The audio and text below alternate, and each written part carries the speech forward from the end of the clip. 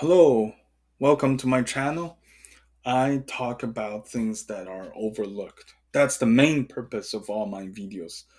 I also this picture really got me into very uh deep state of shock after I know the answer.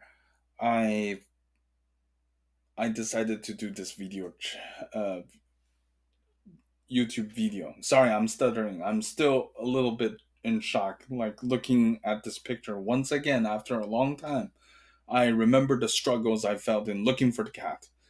This is what this picture is about. So the idea is you're a genius if you're able to find the cat in this picture. Now is the best time to pause the video because I'm about to explain the answer and then I will explain what what I think what makes a genius. And so this is the picture I first found on Instagram, and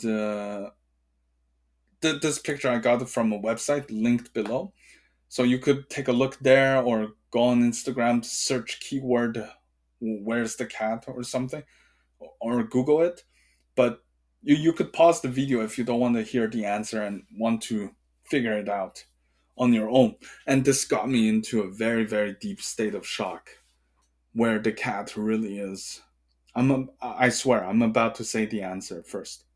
I'll say the answer in my next breath. The cat is, and please pause the video if you don't like spoilers or like answers or the easy way out, which I took and I regret. I should have figured this out, but I gave up. Okay, here's the answer. I'll pause a bit just in case. I don't want people to like um get get in anyways, I don't want people to like hesitate pausing just because there's a part of them that wants to know the answer. People who are about to give up and about to continue watching my video, trust me, the regret of not figuring it out is real. But at the same time, if you're like me, you're like really busy at the moment, you just cannot afford burning out your brain power at the moment. Maybe you have a big meeting, whatever, and you just want to get to know the answer so you can stop thinking about it. You could continue the video. But here's where the cat is. The cat is right between her head and the broom, sideways. It's an outline of a cat. And there's no eyes, no mouth, no whiskers. I'll pause a bit just so you can verify. So if you've seen it, great. If you figured it out, great. I'm jealous of you. If you didn't figure it out, that's fine. Um, yeah, it's like giving up is also a form of intellectual choice, in my belief. In some cases, in life in general, it's bad to give up because you know, like sometimes you give up before you can do something, and that's really bad. In But anyways, for this picture, like it got me to thinking what it means to be a genius. And to be a genius, I think, is the ability to stop following internal rules in your mind. You're following rules like I did. I followed the rules of looking for a cat, where I'm looking for the eyes and the mouth, the tails. I'm not consciously thinking to myself that. I'm not consciously thinking to myself, I'm looking for a cat with a mouth and with the eyes and ears and that kind of thing. It's just an assumption deeply embedded in my mind, and so I'm unconsciously looking for those details as I look for a cat. It's kind of like if you lost your iPhone or Samsung, whatever phone you use, and let's say you lost it at a party and coincidentally most of your friends have the same phones and they all decided to like put their phones away and you did so, and then you forgot where you put it at the moment, and you look around and you're like, "Wait, where's the phone?" And let's say you put a sticker on the phone, but then someone took it off as a prank. So you're looking for a phone unconsciously that has a sticker in it. That's a metaphor.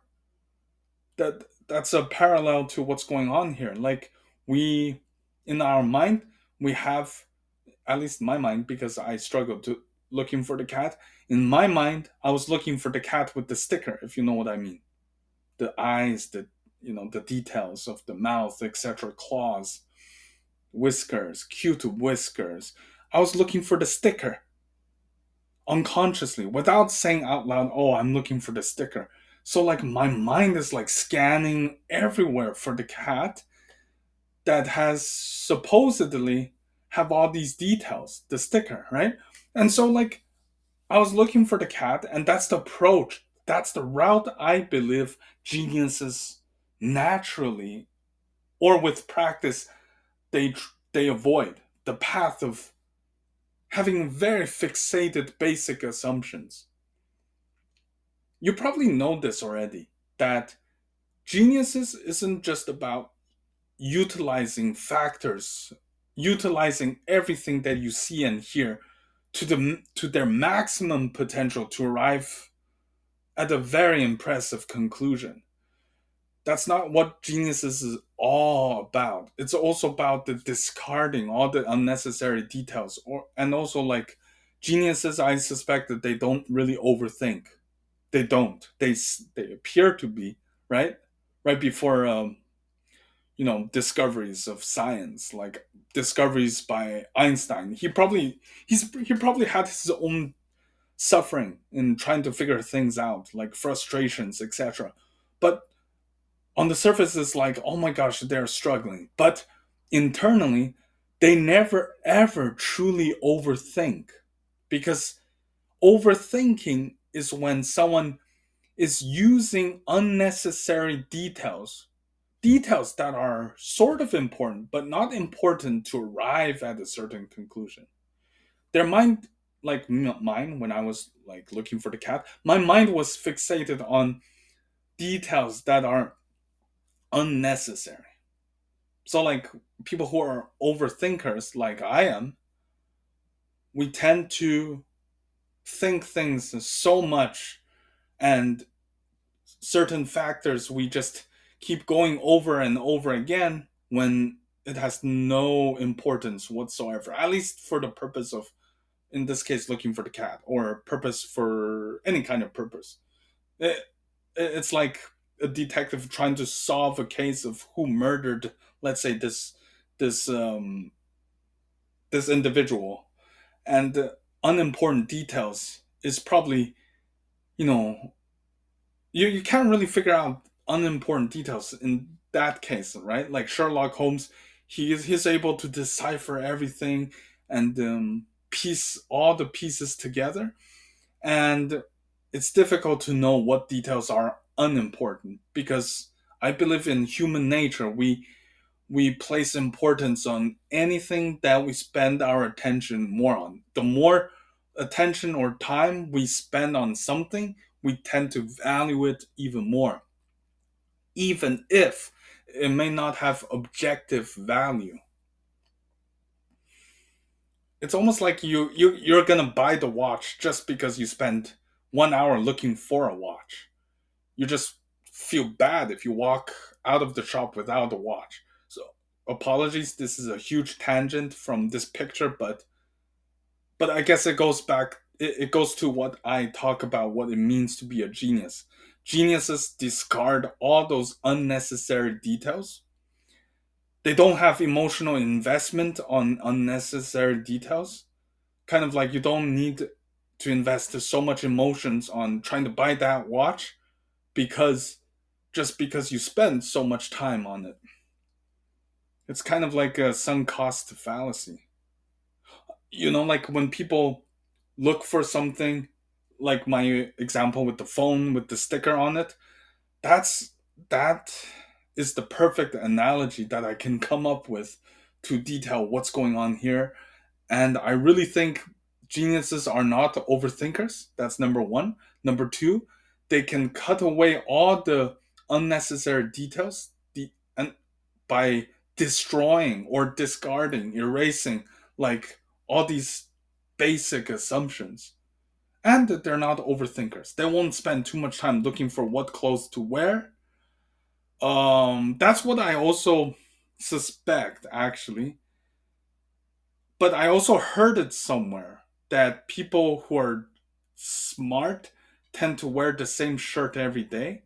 But if you're a model, that's fine. You can try out everything. That's fine. And it's not like all the people who spend time looking for what to wear in the morning that automatically disqualify them from being a genius. That's not true. I'm more of like, referring to this sort of trend. Like some people's name may come into your mind when you think about who actually wears the same thing over and over again, and by habit or something, like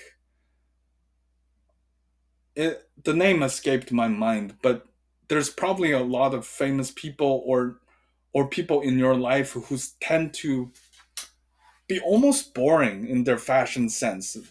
Chances are they could be extremely smart and genius because will not they will not spend too much time on unnecessary things. I mean, if you take 45 minutes to look for a cloth, no one does that.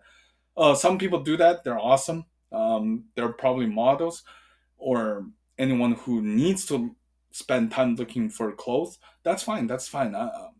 And yeah, I'm a little bit of a people pleaser. But the point is, people who spend 45 minutes or let's say 10 minutes a day, it's not as bad as 15 minutes a day looking for clothes, because that'll be like in 4 days, 1 hour gone. Yeah, I'm so cool at math. Um, I think I'm just intimidated by this picture. I'm stuttering. I think being a genius is practiced. It's not just, oh, you're born as a genius. You can practice it. So I guess like trying not to overthink, training yourself not to overthink. Maybe you're not an overthinker, but everyone has a different degree of like how much of an overthinker they are.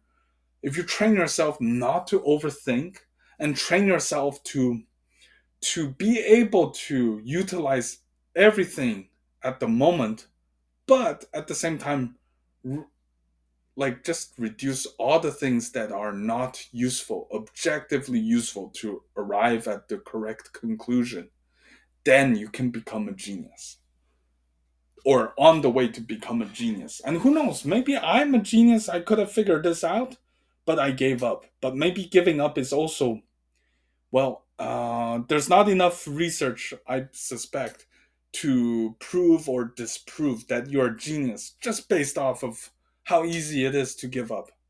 I'm just licking my wounds. But I hope you enjoyed this video and hope you were able to solve this amazing puzzle. And a picture I got it from linked below in the description, and it has been circulating on Instagram longer than I thought. I did a little research and realized this puzzle has been around for years, or at least a long time. And Godspeed, and see you in the next one. Thank you for listening.